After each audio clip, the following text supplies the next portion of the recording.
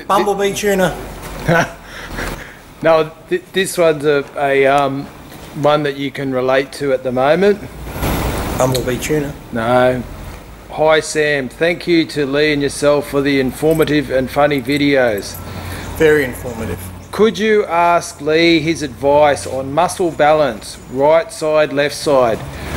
We all have a strong side, but how can I make gains on the weaker side to even things up? Thanks guys, looking forward to more of your great vids. Regards, the Rustler. The Rustler. Does he lie under a pile of leaves? Is that how he got the name? Yeah. His name is Russell. He loves to rustle. Well, really the best thing to do is just use dumbbells. Anything like, because I got an injury now myself, if I use a barbell, Smith machine, anything where it's connected, your stronger side's just going to take over and do more than your weaker side, even though it feels like your weaker side's doing the same amount. It's not. So best bet is anything with dumbbell presses for chest, dumbbell presses for shoulders, dumbbell rows for back, one arm type rows for back.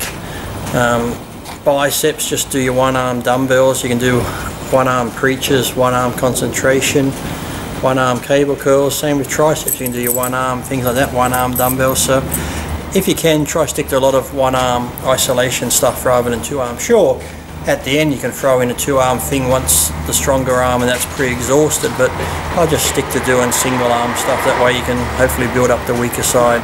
The one arm generally is always going to be a little bit stronger, like one leg will always be a little bit stronger, so just don't dwell on it too much. Don't go crazy thinking they've got to be exactly equal, because they won't. But yeah, just bring it up by doing single arm stuff. Oh, that almost sounded like an intelligent answer then, didn't it? And have you ever seen a bodybuilder that's had noticeably like a really strong imbalance? Not really.